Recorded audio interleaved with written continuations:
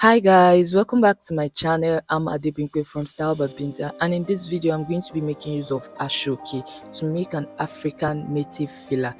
So the first thing I'm going to be doing is to rule up a startup line. This is just to ensure that I have a straightened edge to work with.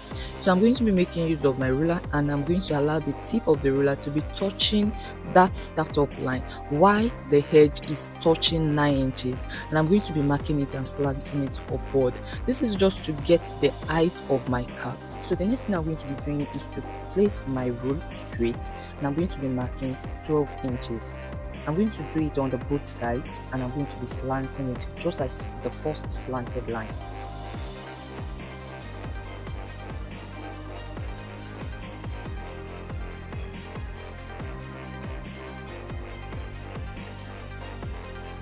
So the major reason why we're going to be slanting it like this is to achieve the height that is needed, and the natural width of the ashoke is not up to the height needed. The width is about 6 3/4, which is 6.75, which is not going to be enough. So I'm going to be showing you how the whole process will.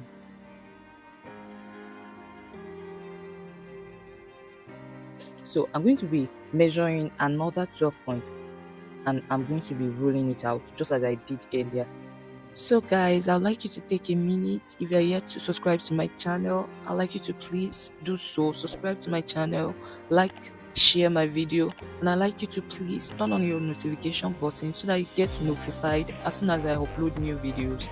The next video I'm going to be uploading is how to make this filler using any fabric, virtually any fabric, but I'm going to be using a damask fabric for it, and it's going to be really interesting, so you get notified as soon as I upload it. So thanks in advance. So this is the fourth line all together, and I'm going to be connecting it together with 12 points. So I'm going to be cutting it out. So here are my cutouts. I'm just placing it on each other so as to for you to see how it's going to be joined. So the next thing I did was to measure. So you can see this is 9 inches, so the height of the cap is going to be 9 inches. So if you don't have SX fabric, you can make use of this cutout that I cut out earlier, stitch it together with what you have left, flip it over and top stitch on it. But if you do have SS fabric, you can actually fold it together like this. So ensure that it's 9 inches. So cut it out, top stitch on it. So this will serve as our cap cover.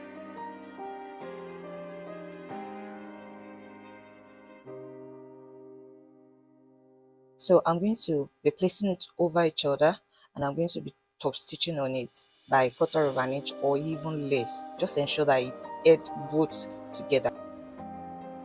You're not going to place it like this. No, it's not going to be giving that V shape.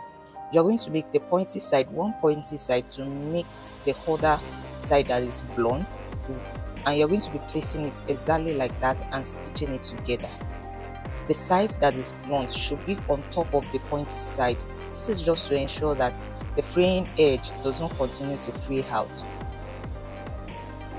So I'm going to stitch it together. So ensure that while placing it on top of each other, the one beneath is not slipping out of it, is equally taken together.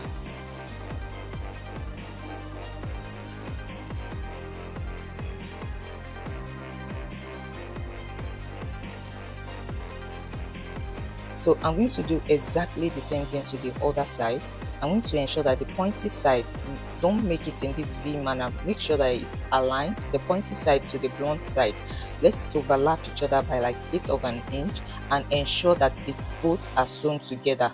So check it out while sewing, ensure that both are held together with your stitch. So now we have a long line, a long straight line. The edges are still slanted. So the next thing I'm going to be doing is to stitch this fraying edge. So this is just to ensure that working with ashoke can be quite challenging because it frays a lot. You get to know that your measurement is already reduced if care is not taken. So I'm going to be taking this edge, pointy edge to blunt edge, and I'm going to be top stitching on each other. So I'm going to be having a perfect circle. So I proceeded to top stitch.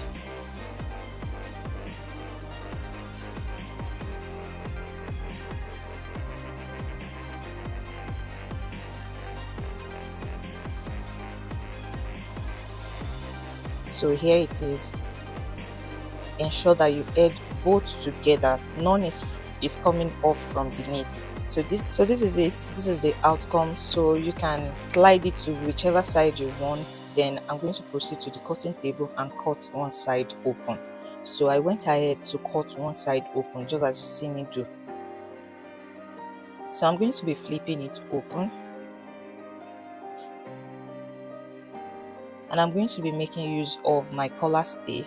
You need 2 of these so as to make that place hard and stiff enough. So the measurement of the collar stay is, the width is 3 inches and the length is the edge circumference of my client. So the edge circumference is 23 inches. So the length 23 inches, the width 3 inches, and you will be needing 2 of it. You're going to be folding your ashoke together, and you're going to be placing this edge circumference, imputing the edge circumference divided by 2, since the ashoke is folded into 2. Then I'm going to be adding 1 inch seam allowance onto it. You can eventually trim it, but please ensure you add 1 inch. It must be up to 1 inch because this edge is actually fraying. So you may end up having a shorter, like I said, having it shorter than the actual measurements you need after stitching it together. So I encourage you to add 1 inch to it as seam allowance.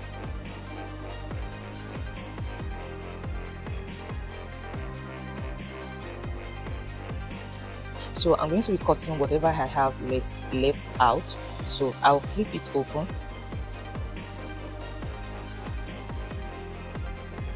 and the next thing I'm going to be doing is to place that collar stay on it.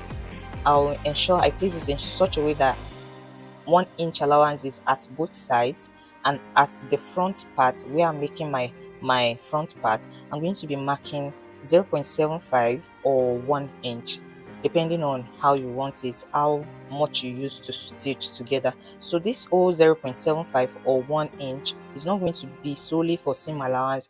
The other half of it is not going to be solely for seam allowance. Let's proceed and you'll guess what I mean by that. So ensure you have 1 inch seam allowance at both sides. I've ironed the collar stay to the ashoke, and this is the outcome.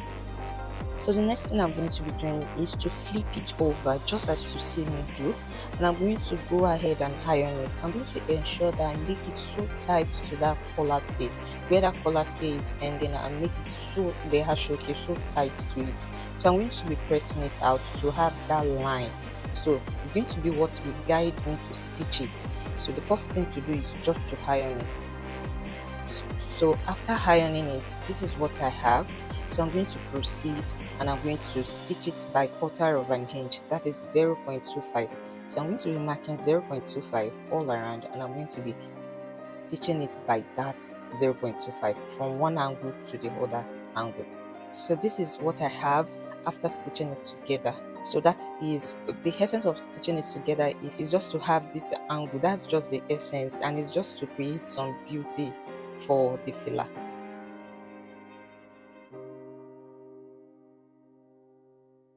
So the next thing I'm going to be doing, this stay is already doubled. Why I ironed it? It's already doubled, so the stay is 2.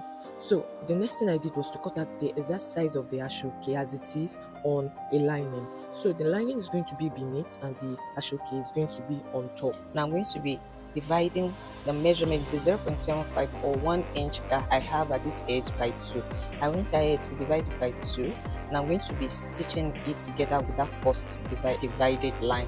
So this is what I have after stitching it together. Yes, this is what I have. So I'm going to be flipping it. I'm going to be pulling one side to meet the other side, just as you see me do in the video, ensuring that both points are aligned. Where the lining is joined to one side meets with where the lining is joined to the other side.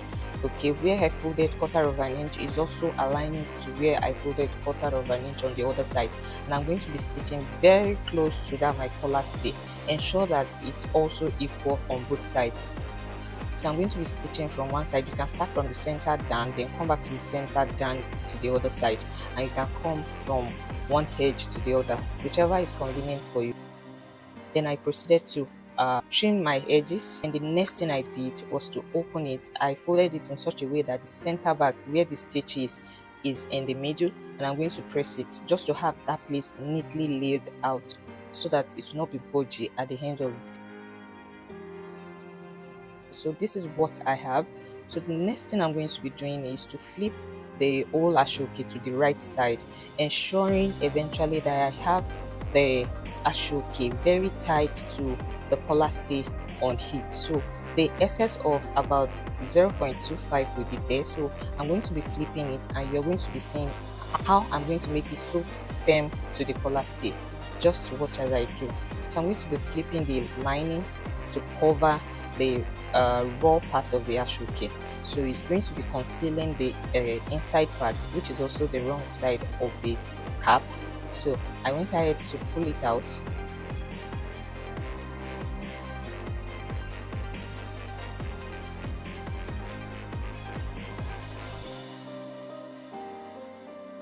So here is what I have. So I'm going to ensure that I have the ashoke tight to the collar stay. So this is what it's going to look like. So I'm going to take it to the ironing table, and I'm going to be pressing it around, ensuring that it is firm. Just as you see here, this should be the gap of the ashoke that will come in towards the stay side. So I'll continue to gently pull the lining, and I'm going to be pressing it out just as you see me do. Just do what you see me do like this, and you're going to have a perfect feel. So I went ahead to iron it, and here is the outcome, just to make it lay flat. So I'm going to proceed by pulling it to the right side, and I'm going to go and top stitch on it also by quarter of an inch. So that is the center back, that is where the three-quarter is. It must align just as you see it in the video. So what I have sewn, that three-quarter, that quarter inch that I had sewn earlier is what I'm going to be using to hold that edge together. I'm going to be stitching it together by quarter of an inch. So before you start cutting this place, I would really recommend you stitch around it so as to ensure that you're on the safer side. So I'm going to proceed to stitch around it, then I'm going to continue the process of cutting it. Those are the excess that is not needed, and the excess, we came about the excess when we pulled some ashoke in from the edge.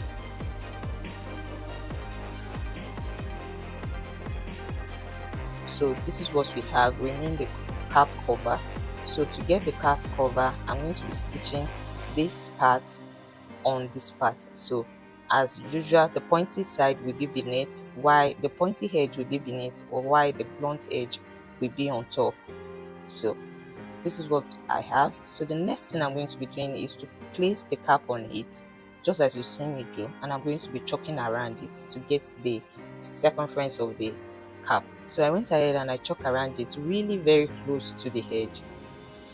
You don't need a sewing allowance for this, a special sewing allowance for this. So I'm going to be, so I went ahead and I cut the same size of lining, and I'm going to be stitching on it all round. Then I'll proceed to cut all excess out.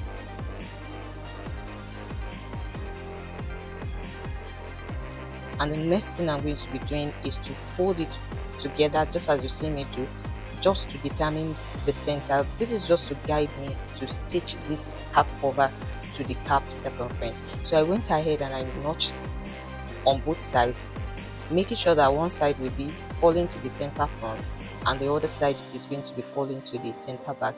If you ensure that you follow this process while stitching it together, you shouldn't be having shortage on one side and excess on the other side. No, everything should align equally. So when I notch the center front, the center back is already indicated by the joining, so I don't need to notch it. So I only proceeded to notch the center front. So I'm going to be starting from one angle, either the center front or the center back, and I'm going to be stitching it all around. This is what I have after stitching it all around. You can leave it like this, but I'm going to proceed to I'm going to proceed to serge it all around, and this is just to keep it more beautiful. So this is what I have after serging it all around, and I'm going to be flipping it to the right side. So this is our fila, perfect. The next thing to do is just to, I'm going to be holding the center back and I'm going to be pressing it towards the center front, just as you see me do.